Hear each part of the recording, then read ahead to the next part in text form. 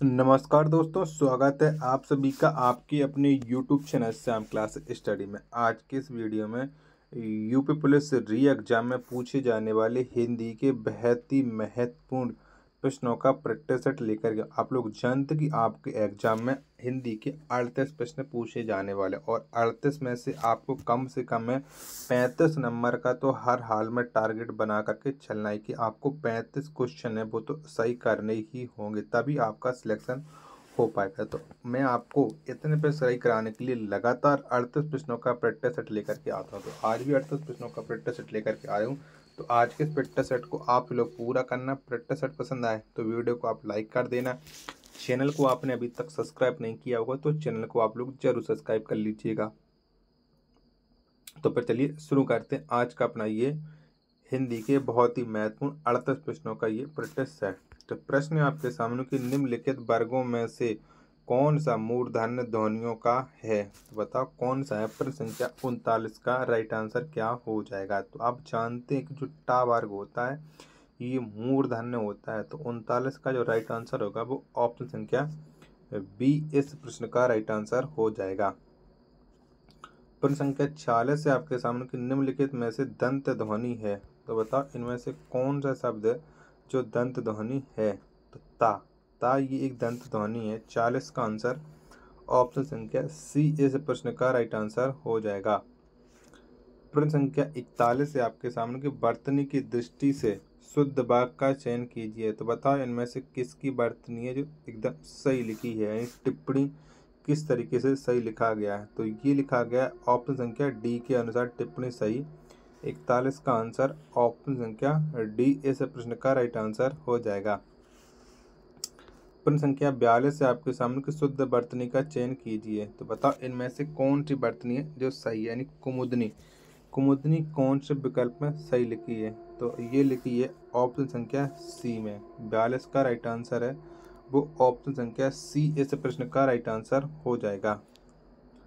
प्रश्न संख्या 43 से आपके सामने की गमन शब्द को विपरीतार्थक बनाने के लिए आप किस उपसर्ग का प्रयोग करोगे। तो बताओ आप किसका उपसर्ग का प्रयोग कर दोगे कि जिससे जो गगन शब्द है ये विपरीतार्थक बन जाए। तो इसमें हम करेंगे आ का क्या आ उपसर्ग का प्रयोग करेंगे जिससे ये बन जाएगा आगमन। 43 का जो राइट आंसर होगा वो ऑप्शन संख्या बी इस प्रश्न का राइट आंसर हो जाएगा। प्रश्न संख्या 44 से आपके सामने के चर्मकार प्रभाकर में कौन सा प्रत्यय निहित है। तो बताओ इनमें से कौन सा प्रत्यय है जो निहित है। तो इसमें से जो निहित है वो है या और ये। क्या ये और या, ये तो नहीं हैंगे। आप लोग यही सोच रहे होगे ना। तो चमत्कार में कार प्रत्यय और प्रभाकर में कर प्रत्यय। तो 44 का जो राइट आंसर होगा वो ऑप्शन संख्या ई इस प्रश्न का राइट आंसर हो जाएगा। चलिए प्रश्न संख्या 45 से आपके सामने की तरंग शब्द का पर्यायवाची है। तो बताओ कौन सा है तरंग का पर्यायवाची। तो उर्मी। क्या उर्मी जो शब्द है ये तरंग का पर्यायवाची है। 45 का राइट आंसर है ऑप्शन संख्या डी इस प्रश्न का राइट आंसर हो जाएगा। मेरे प्यारे साथियों, अगर आपको ये वीडियो थोड़ी बहुत भी अभी तक पसंद आई तो प्लीज़ आप लोग एक लाइक जरूर कर दीजिएगा। चलिएगा प्रश्न संख्या 46 से आपके सामने की जंगल शब्द का पर्यायवाची है। तो कौन सा है जंगल का। तो कांतार। क्या कांतार जो शब्द है ये जंगल का पर्यायवाची है। 46 का आंसर है वो ऑप्शन संख्या सी इस प्रश्न का राइट आंसर हो जाएगा। प्रश्न संख्या 40 से आपके सामने की उपकार शब्द का विलोम है। तो कौन सा हो जाएगा उपकार का विलोम शब्द। तो अनुपकार। क्या अनुपकार ये उपकार का विलोम शब्द है। 47 का जो आंसर होगा वो ऑप्शन संख्या उपकार का अनुपकार होता है। तो 47 का आंसर हो जाएगा ऑप्शन संख्या बी। और इसका हम अपकार भी मान सकते हैं। क्या अपकार भी मान सकते हैं। तो इसका ये भी हो जाता है सी। अब दोनों में से कोई भी आपके विकल्प में तो दोनों राइट हो जाएंगे। प्रश्न संख्या 48 से आपके सामने की उत्तराधिकार में प्राप्त संपत्ति के लिए एक शब्द है। तो बताओ इसके लिए क्या हो जाएगा कि उत्तराधिकार में प्राप्त संपत्ति। तो इसके लिए एक शब्द होता है वो होता है रिक्त है। क्या रिक्त होता है। 48 का आंसर ऑप्शन संख्या ए इस प्रश्न का राइट आंसर हो जाएगा। प्रश्न संख्या 49 है आपके सामने, गिरा हुआ के लिए एक शब्द है, तो बताओ इसके लिए एक शब्द क्या हो जाएगा गिरा हुआ के लिए। तो इसके लिए हो जाएगा पतित। क्या पतित हो जाएगा 49 का आंसर। ऑप्शन संख्या ए इस प्रश्न का राइट आंसर हो जाएगा। प्रश्न संख्या 50 है आपके सामने कि तद्भव शब्द का चयन कीजिए। तो बताओ इनमें से कौन सा शब्द है जो तद्भव है। प्रश्न संख्या 50 का राइट आंसर तो निडर। क्या जो निडर है ये एक तद्भव शब्द है। 50 का आंसर है वो ऑप्शन संख्या बी इस प्रश्न का राइट आंसर हो जाएगा। प्रश्न संख्या 51 है आपके सामने कि निम्नलिखित में से कौन सा युग्म सही सुमेलित नहीं है। तो बताओ इनमें से कौन सा नहीं है। तो ओजा उपाध्याय बिल्कुल सही है, केला कदली बिल्कुल सही है, पसीना प्रसवन ये बिल्कुल सही है, लेकिन कपास करपट ये गलत है। तो 51 का जो राइट आंसर होगा वो ऑप्शन संख्या बी इस प्रश्न का राइट आंसर हो जाएगा। प्रश्न संख्या 52 है तत्सम शब्द है। तो बताओ इनमें से कौन सा शब्द है जो तत्सम है। 52 का राइट आंसर है क्या हो जाएगा। तो क्लिष्ट। क्या क्लिष्ट ये एक तत्सम शब्द है। तो 52 का जो राइट आंसर होगा वो ऑप्शन संख्या ए इस प्रश्न का राइट आंसर हो जाएगा 52 का। प्रश्न संख्या 53 है आपके सामने कि निम्नलिखित में से कौन सा वाक्य है शुद्ध है। तो बताओ इनमें से कौन सा वाक्य है जो शुद्ध है। तो राम ने भरपेट मिठाई खाई। क्या राम ने भरपेट मिठाई खाई ये एक शुद्ध वाक्य हो जाएगा। 53 का राइट आंसर है वो ऑप्शन संख्या सी इस प्रश्न का राइट आंसर हो जाएगा। प्रश्न संख्या 54 है आपके सामने कि निम्नलिखित में से शुद्ध वाक्य है। तो बताओ इनमें से कौन सा वाक्य है जो शुद्ध है। प्रश्न संख्या 54 का राइट आंसर क्या हो जाएगा। तो चारों विकल्प आप लोग जब पढ़ोगे तो आपको पता चल जाएगा। तो यह ऐतिहासिक घटना है ये एक शुद्ध वाक्य हो जाएगा। 54 का राइट आंसर है वो ऑप्शन संख्या सी। क्या ऑप्शन संख्या सी है वो इस प्रश्न का राइट आंसर हो जाएगा। निर्देश दिएगा प्रश्न संख्या 50 और 55 और 56 के लिए कि निम्नलिखित शब्द युग्मों का सही अर्थ वाला युग्म है। तो उभय और अभय का जो सही युग्म क्या हो जाएगा। 55 का राइट आंसर।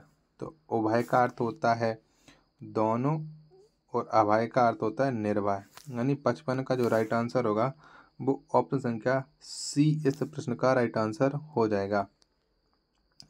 प्रश्न संख्या 56 है आपके सामने की कर्ण। इसका अर्थ होता है कान और करण का अर्थ होता है साधन। तो इसका जो राइट आंसर होगा 56 का ऑप्शन संख्या डी इस प्रश्न का राइट आंसर हो जाएगा। प्रश्न संख्या 57 है आपके सामने की अधोलिखित लोकोक्ति का सही अर्थ बताइए कि आयते हरि भजन को ओटन लगे कपास। इसका सही अर्थ क्या हो जाएगा। तो इसका जो सही अर्थ होता है वो होता है बड़ा लक्ष्य निर्धारित करके छोटे कार्य में लग जाना। तो ऑप्शन संख्या सी इस प्रश्न का राइट आंसर हो जाएगा। प्रश्न संख्या 58 है आपके सामने की पारा उतरना मुहावरे का अर्थ है। तो बताओ इस मुहावरे का क्या अर्थ हो जाएगा पारा उतरना। तो इसका जो अर्थ होता है वो होता है क्रोध कम हो जाना। क्या क्रोध कम हो जाना। 58 का राइट आंसर ऑप्शन संख्या बी इस प्रश्न का राइट आंसर हो जाएगा। निर्देश दिया गया प्रश्न संख्या 59 और 60 के लिए कि निम्नलिखित प्रश्नों में दिए गए वाक्यों में प्रस्तुत अलंकार के भेद का चयन करके चयन उसके नीचे दिए गए विकल्पों में से कीजिए। तो चलिएगा बताइएगा 59 और 60 में कौन सा अलंकार है।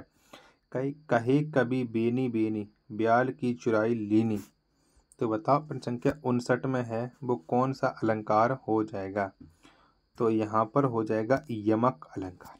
क्या यमक अलंकार हो जाएगा। 59 का राइट आंसर ऑप्शन संख्या ई इस प्रश्न का हो जाएगा।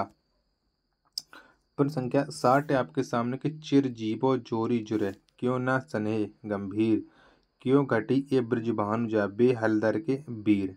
तो बताओ यहाँ पर कौन सा अलंकार हो जाएगा। तो यहाँ पर हो जाएगा श्लेष अलंकार। कौन सा श्लेष अलंकार। 60 का राइट आंसर है ऑप्शन संख्या सी इस प्रश्न का राइट आंसर हो जाएगा। निर्देश दिया गया प्रश्न संख्या 61 और 62 के लिए कि नीचे दिए गए पद्यांशों में सही छंद का चयन कीजिए। तो यहाँ पर आपको छंद बताना 61 और 62 में कौन सा छंद है। तो पढ़ते हैं प्रश्न और बताते हैं कि सब भांति सुशासित हो जहाँ समता के सुख कर नियम, बस उसी स्वसदिश देश में जागे है जगदीश हम। तो बताओ 61 का राइट आंसर क्या हो जाएगा। तो इन पंक्तियों में जो छंद है वो है छप्पा है। क्या छप्पा है। 61 का राइट आंसर ऑप्शन संख्या सी है, वो इस प्रश्न का राइट आंसर हो जाएगा। प्रश्न संख्या 62 है आपके सामने की अति निकट गोदावरी पाप संहारिणी चल तरंग तंगावती चारु संचारिणी। तो बताओ यहाँ पर कौन सा छंद हो जाएगा। प्रश्न संख्या 62 का राइट आंसर। तो यहाँ पर जो छंद होगा वो हो जाएगा मन हरण छंद। क्या मन हरण हो जाएगा।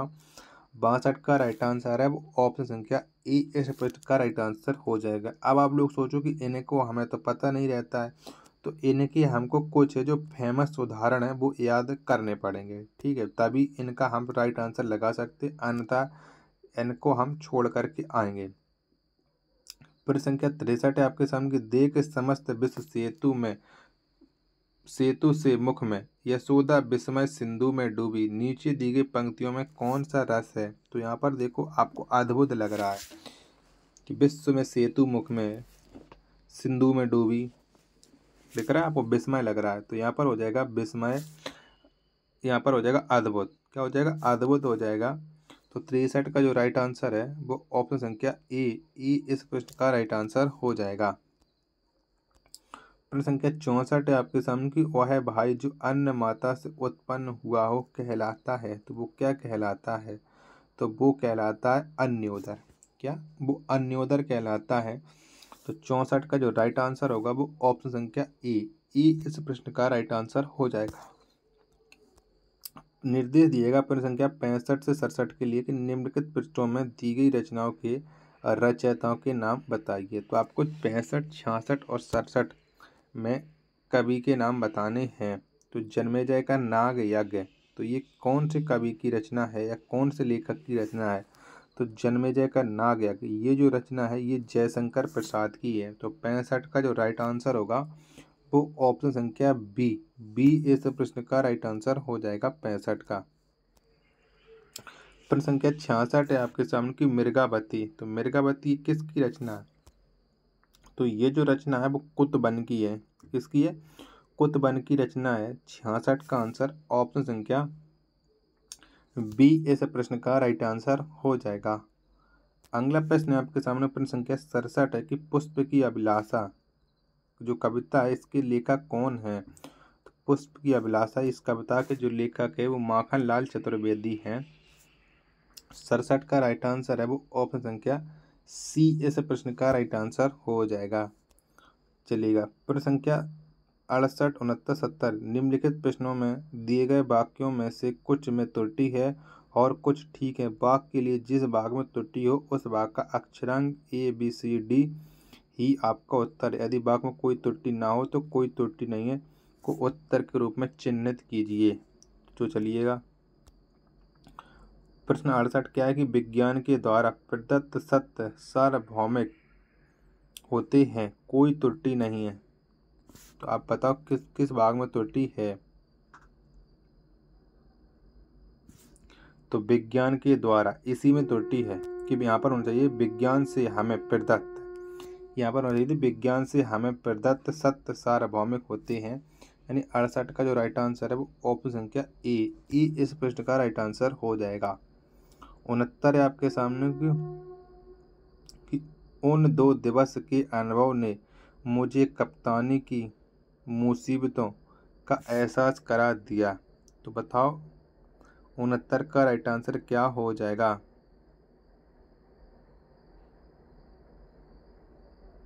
तो यहाँ पर होना चाहिए अनुभव से मुझे कप्तानी का, या क्या अनुभव से होना चाहिए। तो यानी बी वाला जो विकल्प है इस वाले भाग में त्रुटि है, ठीक, बी वाले ऑप्शन में। प्रश्न संख्या 70 है आपके सामने कि जापान के संसद सभासदों के एक शिष्टमंडल ने मुख्यमंत्री से भेंट की, कोई त्रुटि नहीं है। तो बताओ किस में त्रुटि है। तो यहाँ पर त्रुटि है जापान के संसद सभासदों ने होना चाहिए था। क्या ने एक विशिष्ट मंडल, ऑप्शन क्या ई है वो इस प्रश्न का राइट आंसर हो जाएगा। तो साथियों, आज के इस फिटनेस सेट में इतने प्रश्न थे। अगर आपको ये पसंद आया तो वीडियो को लाइक कर देना। चैनल को सब्सक्राइब नहीं किया हो तो चैनल को आप जरूर सब्सक्राइब कर लीजिएगा। मिलते हैं अपने नेक्स्ट वीडियो में, तब तक के लिए धन्यवाद। जय हिंद।